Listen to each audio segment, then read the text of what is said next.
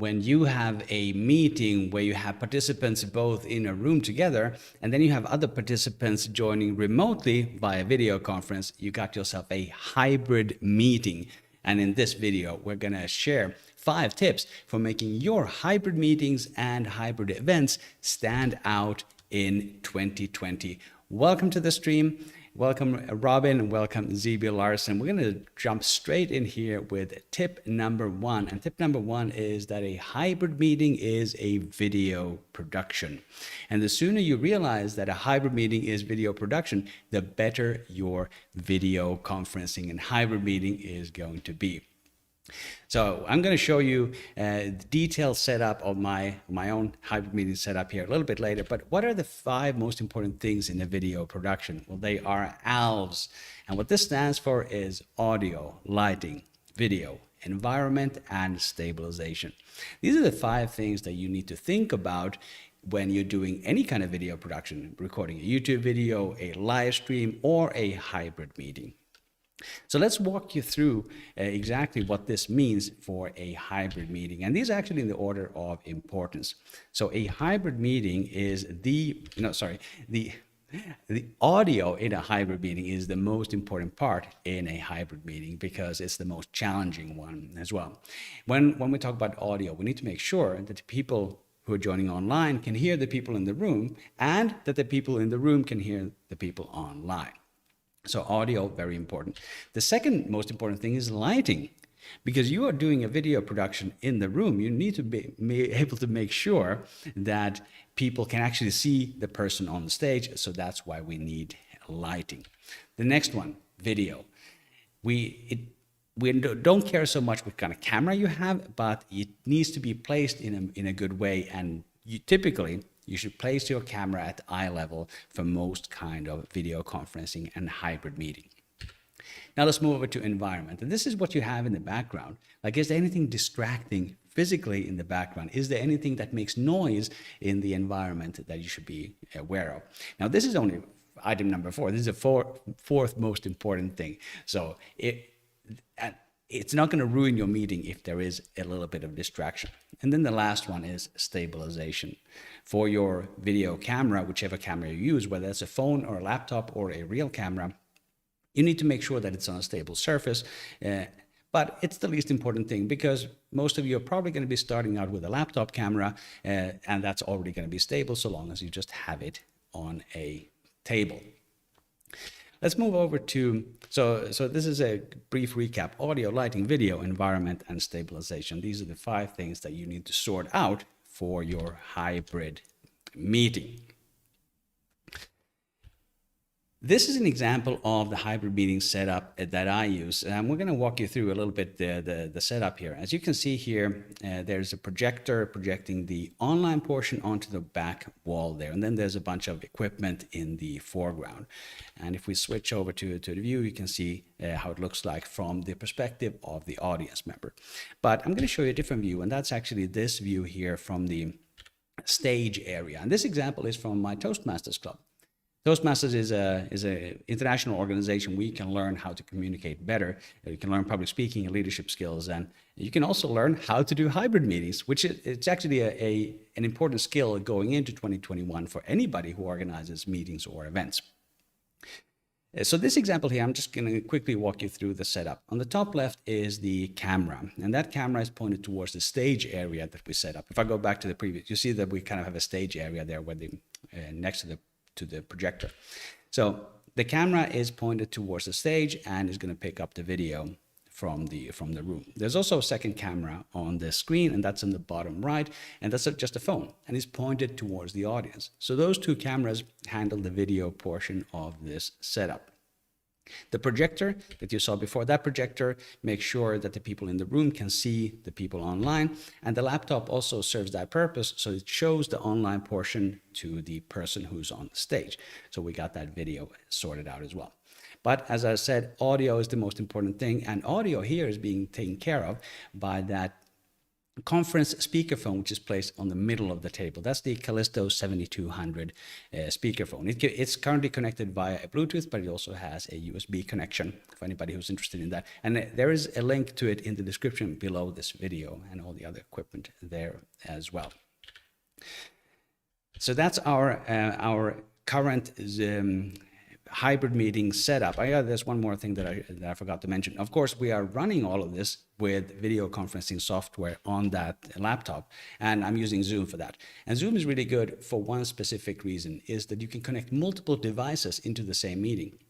So I'm logged in with my main Zoom account on the laptop, but also on the phone, and it doesn't cause any conflicts when we do it like this. So remember that we're still on tip number 1 here. So a hybrid meeting is a video production. But here's the good news for you. It doesn't have to be complicated. Like, it doesn't have to be, you don't need a $600 camera like I'm doing. The next slide that I want to show you, this is actually our first ever hybrid meeting. And there you can see the Toastmasters flag in the background there as well. So in this setup, this looks a little bit different.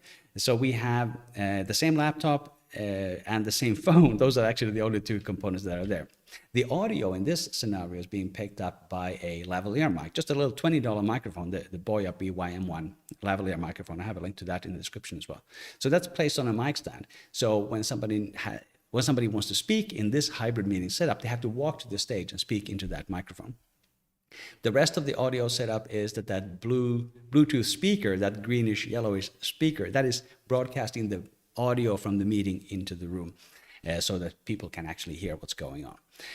In this configuration, there is no projector. The only screen available to the audience members is the laptop screen. Now, I'm showing you this example to show you that it doesn't have to be great. And this wasn't great. Like, that's a tiny screen for them to be able to see something. And it also limited us because the only other screen available to the stage was the phone there.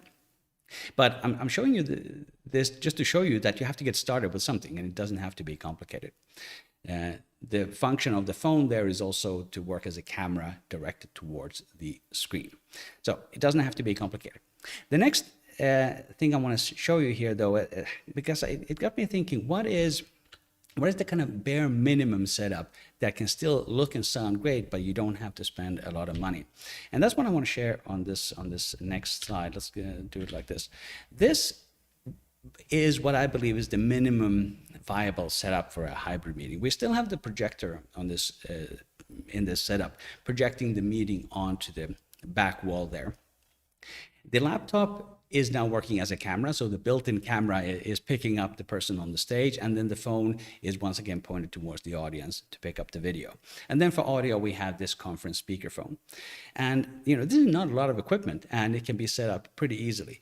So long as you walk through all of these aspects that we talked about, the audio, lighting, video, environment, and stabilization, you can definitely sort that out with not a lot of fuss at all. Hey, welcome to the stream, everybody. My name is Markus Seppälä. On this channel, I help you engage better with your audience, whether that's on stage or on video. And in the case of hybrid meetings, we're doing both, of course. I am a distinguished Toastmaster, I am a TEDx speaker, and I'm also a stand-up comedian. Actually, I'll prove it to you. Look at that. Stand-up comedian. You believe me, right? I do run a comedy club here in Basel, Switzerland. So, and on this channel, a lot of the public speaking tips that I share are actually things that I've also learned in the comedy club. As we go through the presentation, there's links to everything I'm talking about in the description below this video. If you're watching this on a desktop, you can just look below the video. There's like 3 rows that are shown. You can click show more to show the rest of the description. If you're watching this on a phone, you just have to click the little down arrow next to the title.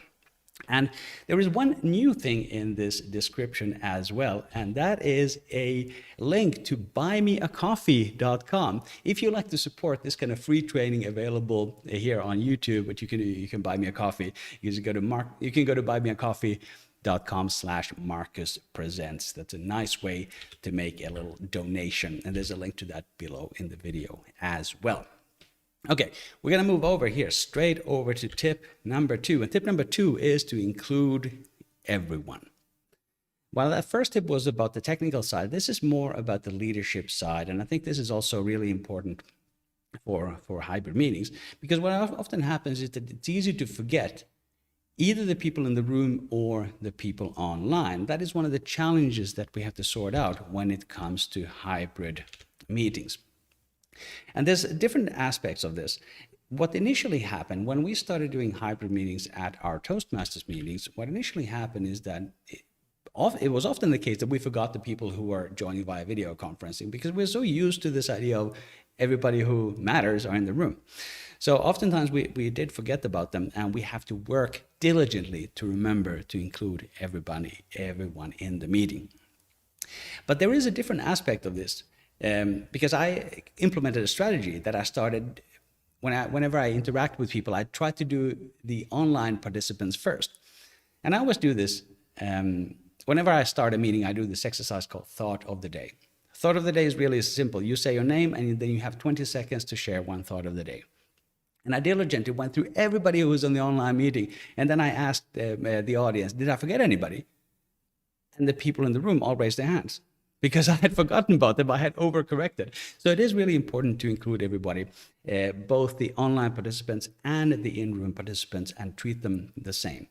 There's a couple of strategies you can utilize there. You can have the meeting being led not by the people in the room, but on the online portion.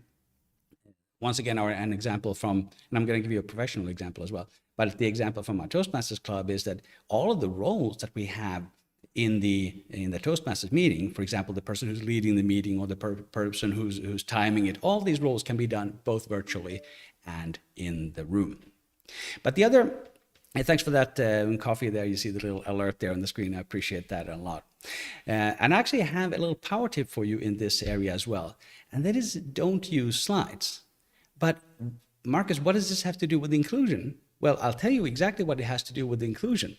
Let's go back to the, there we have the slide there. And I'm going to go back to the room here. Look at this room. The projector is behind me in the screen. If I'm sitting at the very far end of that room, there is no way that I'm going to be able to see what's happening on the screen there. So this is a really important aspect, because we are now, as many of us have been used to doing Zoom meetings, we already have our screen very close to us. And if we don't see anything on the sides, we can just move it closer. But when you're physically at a meeting, you will definitely have some people who are not able to see the slides. Either they're sitting too far away, or they're low vision, like me, for example. So another aspect of including everybody is to make sure that if you do use individual aids, make sure that they are visible to everybody.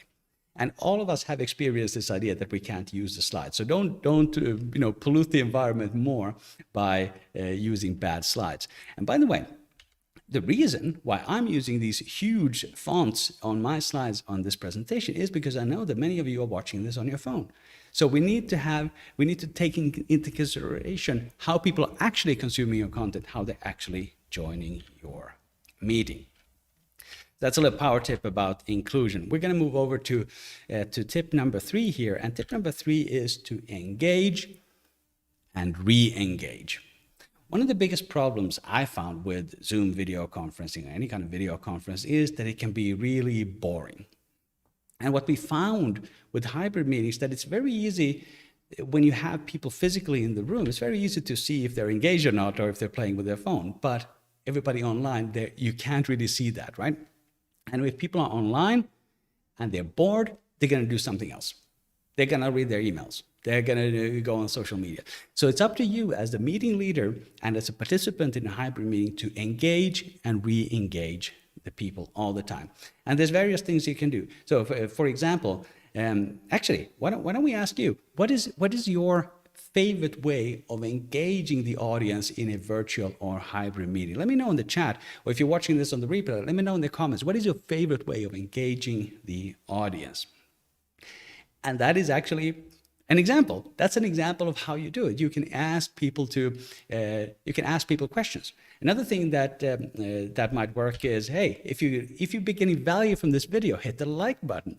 That's a way to engage the audience as well. Ask them to do something. Ask them to respond in some way. Another level of engagement is that you can keep your presentation short. Right? Don't drone on and on. Don't do long, boring presentations. And the final example here with engagement is actually what is to do it visually. So let's say that, for example, I have this slide here. I can move it around a little bit. I can move it around. Let's see if I can get the right one. Okay, so I can move my camera around like this. I can go to the full screen, or I can do the half screen as well. This is a way to make your content more engaging on video. And if you ever want to learn how to do slides like this in Zoom video conferencing, the secret is to use OBS Studio and a virtual camera. So engage and re-engage, really important to eliminate the same problems that we've seen with virtual meetings. By the way, if you want an action point, you can go to buymeacoffee.com/MarkusPresents. There we go. Let's do the next tip number 4 here. And that is, tip number 4 is to experiment. Hybrid meetings are hard. And your first hybrid meeting, if you haven't done one already, your first hybrid meeting is going to be your worst hybrid meeting. The one that I set up, the first one, it wasn't particularly amazing. It worked, but it wasn't amazing. So really experiment, but don't keep it to yourself only. And what I mean by that is that experiment together with your team. Ask your team members, if they are members of your club, if they are members of your team, ask them, how did you feel about this hybrid meeting? Does this make sense? The very best points for improvement that I've gotten on my own hybrid meeting setup have been from the people that have actually given me feedback. I give you one example. At the time when I was still using my laptop camera, there was there was a member it was a guest actually, who came to our meeting, and he brought his own webcam and a desk stand. So in the break, he was like, do you want to improve the video? I can set up my webcam on a desk stand here in the break. And that meant that we had much better video for the second half. And I didn't ask him to do it, but he did it by himself. And that was really cool. It was a way to experiment and make your content a lot better. I'm going to jump over to tip number 5. And after that, we're going to do Q&A, but there is actually a bonus tip coming up before the Q&A as well. But here's tip number 5. Tip number 5 is to add a hybrid option to every meeting. So the idea here is to make your hybrid meeting the new normal. And I think this is obviously not easy, and this may not be a good choice for everybody, but at least consider it, making a hybrid option available for every kind of meeting. First, let me just talk about the benefits of this. If you are running any kind of nonprofit organization, let's say that you're running a Rotary club, you're running a religious organization, you want people to come into your event. And if you give them the option of joining either in person or joining virtually, you're gonna expand your reach. This is certainly what we've had happen in our Toastmasters Club. Some people have been able to join only online because they joined from different locations, but sometimes people are stuck at work. So they physically can't get to the meeting, but they want to participate, so they just dial in from their office. That's another example. But we also have some members who hate everything to do with online. They only want to participate in the room, in the physical meeting. So I think adding that hybrid option to all your meetings is a really good choice. And the example I want to give you as well from my professional life is a couple of years ago, I organized a TEDx event. October 2019, I organized a TEDx event. And during the preparation, we had regular team meetings, of course. In all of those meetings, I always included a video conferencing link. I did not know if anybody wanted to join via video conferencing, but the link was always there. And when I started the meeting, I always started the video conference as well, because this was an organization where people were used to working from home. People were used to working from different sites in the organization. The company was Johnson & Johnson. So Johnson & Johnson is it has distributed teams all over the world. So even I didn't know if they were actually going to join via video conferencing. And here's the power tip. I don't care. Like, for me, it's much more important to have them available in the meeting rather than physically where they are. So I think adding a hybrid option to every meeting could be a really powerful tool for you. Hey, I'm not going to jump over to my bonus tip, but if you haven't subscribed to my channel already, please hit the big red subscribe button. It's right there, and I post new videos here every Thursday, and they're all about helping you engage better with your audience with public speaking and communication tips, sometimes technical, sometimes non-technical, and sometimes they're also about how to get better at stand-up comedy. Like one of the last ones I published was how do you hold a microphone? Another one coming up is, should you bring a drink with you on stage? Very practical things like that. So definitely subscribe if you haven't done so already. And as a reminder, there's also the option to donate to the stream, as I talked about before. Okay, so here's the bonus tip. Here's the bonus tip. We're gonna do the bonus tip. The bonus tip is to start now and to start messy. Start with what you have.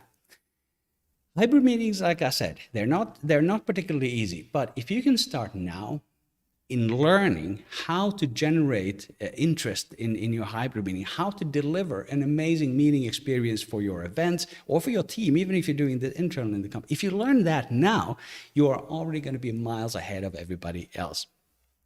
A couple of weeks ago, the concept of the hybrid meeting almost didn't exist. Now, during last year, we had to learn, but it still is in its infancy. So if you can learn now how to start with hybrid meetings, you are already going to position yourself really, really well. And it's going to be a welcome addition to everybody who wants to be included. And if you want to take your, here's actually the super secret bonus tip, because if you are organizing events, can you imagine what kind of extra reach your events can be if you're doing a stand-up comedy show, if you're doing book reading, something like that? If you have that ability to do a hybrid meeting and add the virtual attendance and the physical participation into the same, you're gonna do yourself a great big service. So start now and start messy. Listen, start with what you have. It's not going to be perfect, but now is a really good time to start. And that is all of the official tips. We are going to do some Q&A here from the chat in just a moment, but I'm going to share with you one more tip. If you do want to check out my full playlist of everything that I've learned about hybrid meetings, click or tap the screen right here for that full playlist. We're going to walk through some technical aspects of hybrid meetings, but also some leadership aspects. Definitely have a look at that list where we are going to talk about all the different things about hybrid meetings. I'm rambling at the moment because I'm excited about Q&A. That's okay. So I'm going to jump over to Q&A here in just a moment, and I am going to switch my setup here a little bit so that I can actually see your questions. So there is a live chat here on YouTube. You can definitely put your questions in there. I'm going to quickly scroll through it here so that I can see if there's anything that I missed. But put your question in the chat and I'm going to answer them as they come in. And if you have questions about hybrid meetings, great. But if you also have questions about live streaming or about YouTube or about stand-up comedy, definitely ask me that as well. I'll be very happy to do so. And Robin says, give me a thumbs up. That is very good advice. If you like the video, definitely hit the like button on the video as well. Okay, let's see if we have any questions coming in through the chat here. I'm going to adjust my setup here a little bit and grab myself a drink.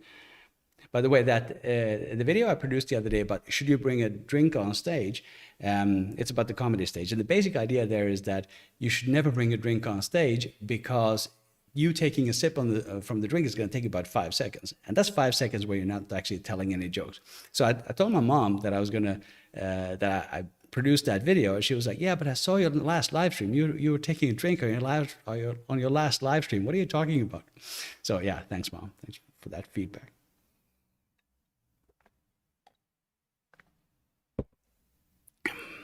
Okay, let's see here.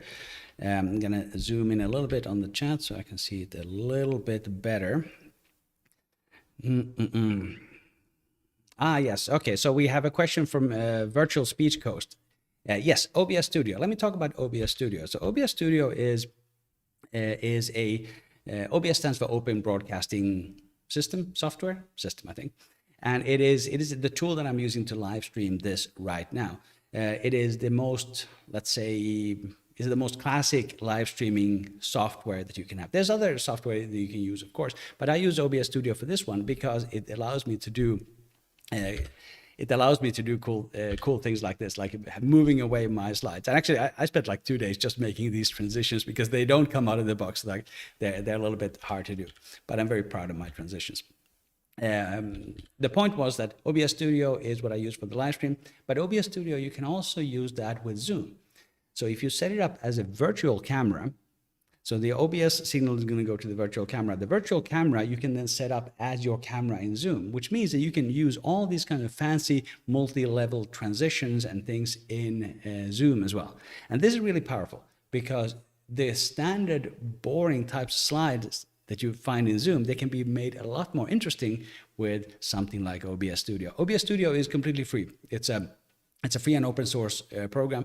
It will take a long time to learn. Like it's not easy, right? But if you can use it for your Zoom conference, you're gonna immediately stand out. And I'm only using like 1% of it anyway. So OBS Studio is definitely my recommendation for live streaming. And the cool thing about, if you learn how to live stream, let's say into a Zoom conference, you can also learn how to live stream your entire hybrid meeting to YouTube.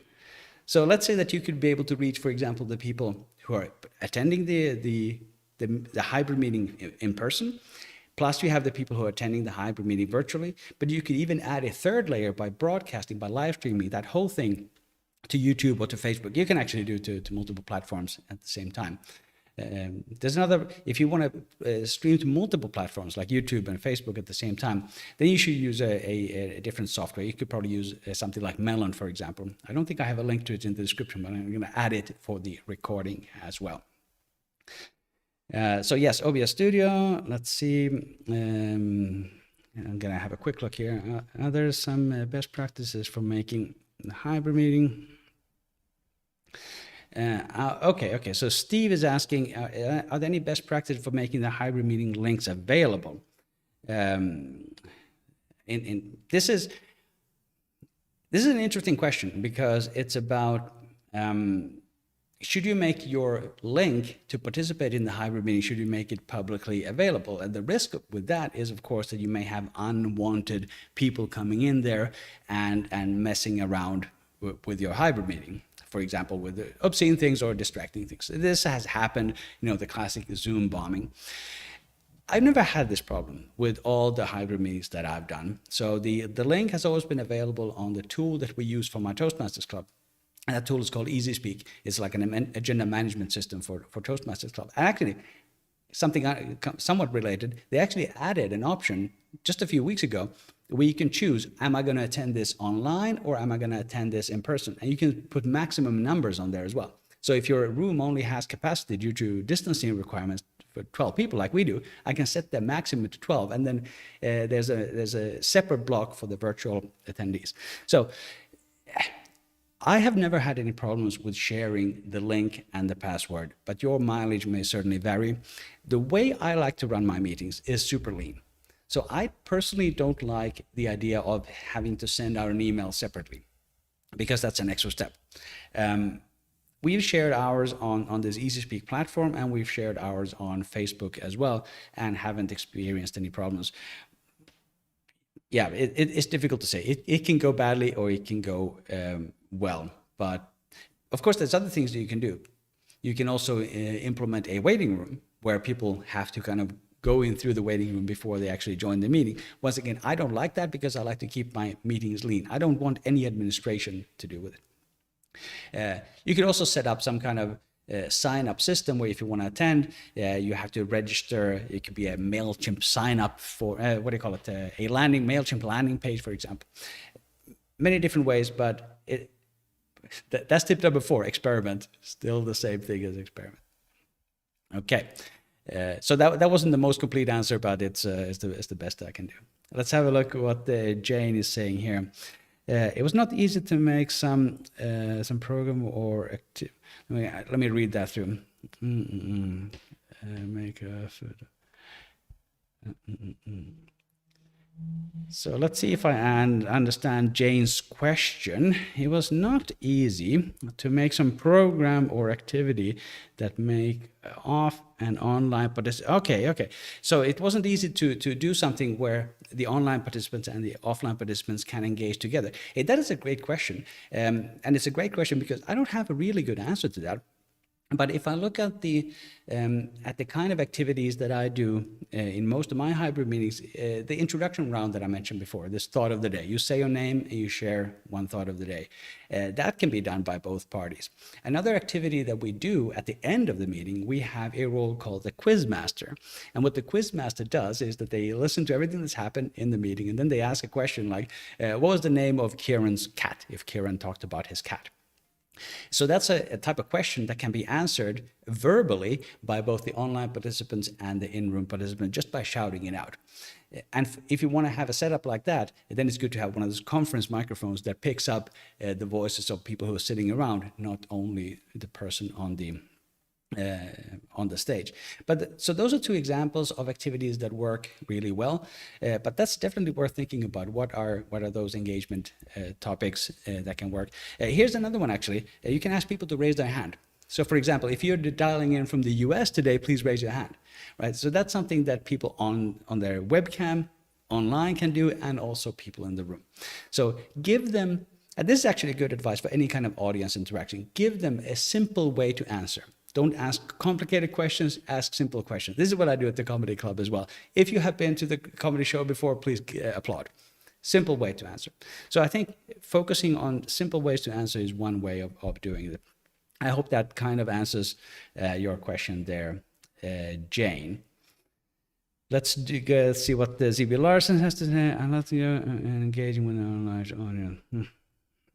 Yeah, ZB Larson says he likes to engage with the online audience first and then go around the thought of the day. That sounds like a very good, yeah, that's the way I like it. It's also actually a good idea sometimes to mix it up. So do like half of the online audience and then some in-room participants and then some of the online participants as well. But definitely experiment.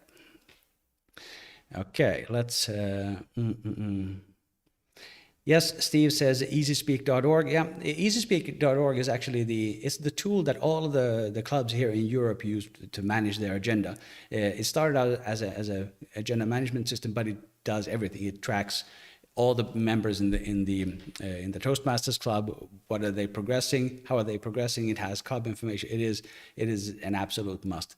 When I lived in Australia, that was the first time I ever went to a Toastmaster club where there was no EasySpeak. And I was like, why are you doing this on paper? There was like a PowerPoint or Excel or something like that you had to fill out, where there was no system support. And I didn't understand how you could do it any other way because I had only experienced EasySpeak. Okay, let's have a look at the next question here from Robin. How many people should you have in your hybrid team? What are the major roles they should... Oh, let's see. In a hybrid team, I'm not sure if I understand this question, Robin. Maybe you can clarify it a little bit. I don't have a hybrid team. Like, I'm not sure what a hybrid team is in this particular context. If you mean the people who are setting up the hybrid meeting, that's just me. I do that on my own because I don't like anybody else touching my technology. But if you mean a hybrid team, as in a professional team in a company, for example, where you have some people who are physically in the location and other are remote, I don't think there's any limit to that. So if you can clarify what do you mean with a hybrid team, I'm definitely happy to answer that. Actually, I'll tell you a story. I'll tell you a story of something that I forgot to mention before, which is about this inclusion part. This is actually one of the first experiences that I had with hybrid meetings. I was working here in Basel, Switzerland at a company called Syngenta. It's a big life science company here, and they're headquartered here. So our team had something like 30 members. Approximately 20 of them were based here in the headquarters, and the remaining 10 were distributed all over the world in these regional roles. And we used to have a weekly team meeting. And the first iteration of that was that we brought everybody together in a conference room here at the headquarters, and then everybody else had to dial in. This was 2011, 2012, something like that. So this was before video conferencing. And the problem with that was that the people in the room, they were having kind of more intimate conversations with each other, and the people who were joining on the phone, they felt excluded because they were not so present. Now, this is something that can be mitigated with video conferencing, because this was only over the phone. But the decision that we made there was that the principle was that if one is remote, then everybody is remote. So the decision was made that everybody actually dials in. Nobody joins a physical meeting, and that was a nice way to make sure that everybody is kind of on the same wavelength. And I think that was a really important lesson from 8-9 years ago, that there are some challenges with hybrid meetings. Video conferencing definitely solves some of it. Consciously thinking about this also solves some of it. Okay, let's see what Robin has to say here. I did a hybrid setup for my club before, but when I was doing it alone, there were a lot of things to run. Yeah, I was thinking about doing it with a team. Yeah, if you want to do it like that, that's not my personal style, because for me, it's really important that I start the hybrid meeting and then I forget about it. It should run on itself, right? I arrived there an hour before, I set everything up, and then it should just run by itself. There should be there's no role for anybody, switching cameras. All of that should be done automatically. But if you want to do it with a team, yeah, and if you want more hands-on, definitely do that. And the benefit of doing that is that then you can also, there's also a backup if something goes wrong. In our current club, if I'm not there, there is no hybrid meeting because it's all my stuff. So there's a limitation and a risk there. But that's actually a very good idea to set up a hybrid team. And then you might also want to set up different roles for that as well. But another way to think about it is to make the administration as low as possible. Start the meeting, and then once the meeting is over, you have to end it. That's not exactly how I'm doing it, because I also like to tinker around. So for example, let's see if I can go back to my slides here. I'm gonna quickly go back to this slide here. So that camera there, for example, I'm usually sitting next to that camera. So if there's somebody speaking from their table, I usually actually physically turn the camera, or if somebody is standing in a different position on stage, I usually physically turn the camera. But that's like extra. That is not really necessary in my mind. But definitely experiment with that as well. Do you need a team? Do you not need a team? It's just my opinion that I don't want to mess with it. That's actually my principle also for like working on a committee in any kind of organization like this. I think the committee should do as little as possible. I'm the happiest when we have one committee meeting per year. And I've been on this committee now for a long time. Okay, let's...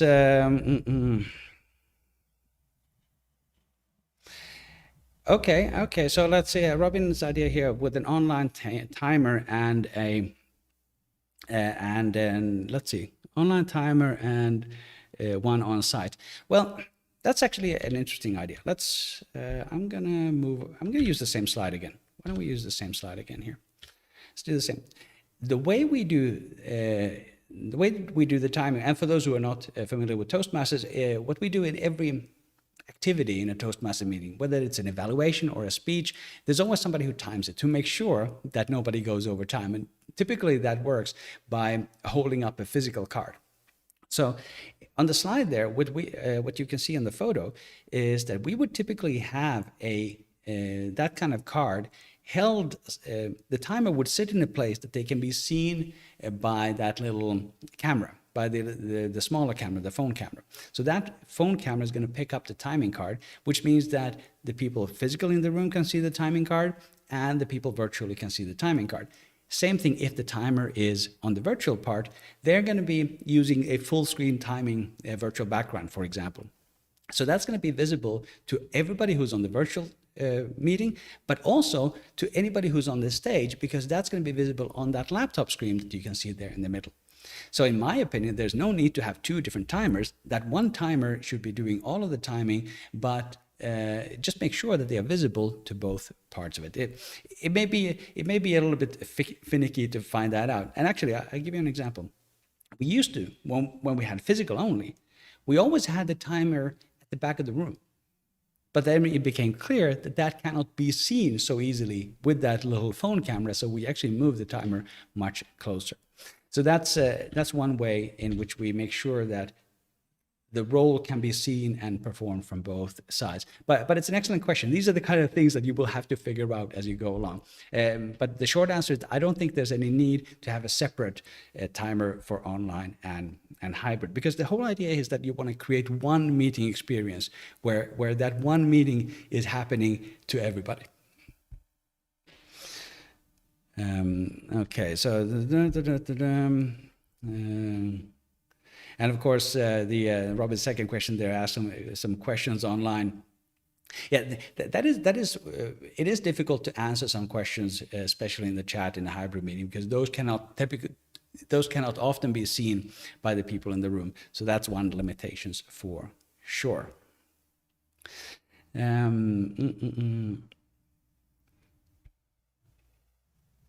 Oh yeah, so ZB Larson's question there. Does one member own the technology, or does the club do it?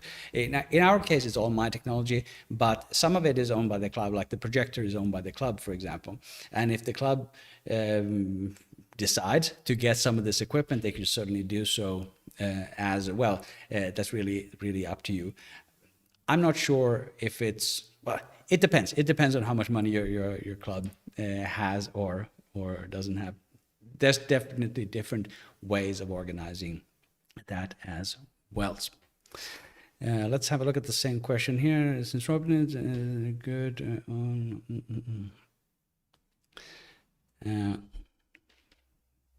All right, so the online timer question, I think the easiest, certainly there's online timers that you could do, and you could probably share, maybe if it's something that runs on a web browser, you could probably share that web browser in your Zoom meeting.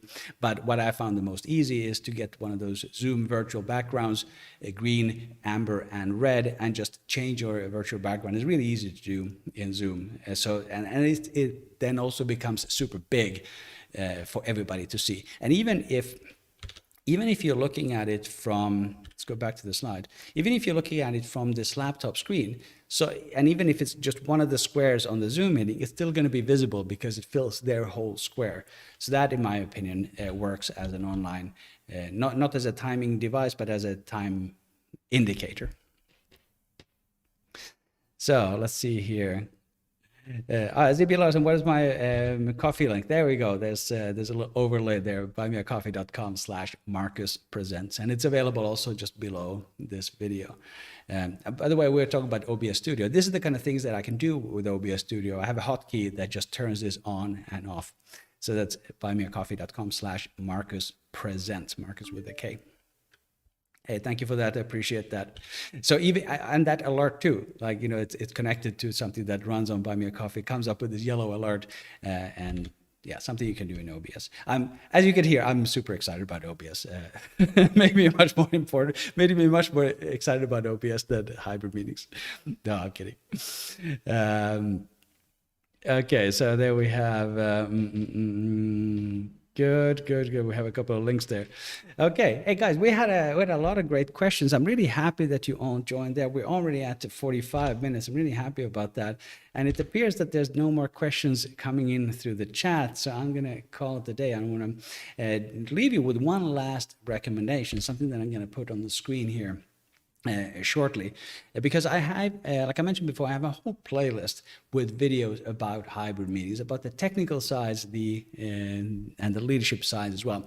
So click or tap the screen right here for that full playlist about hybrid meetings. Or if you want to check out another video that YouTube has selected for you as a viewer, click or tap the screen right here. Thank you for watching, and I will see you in the next video.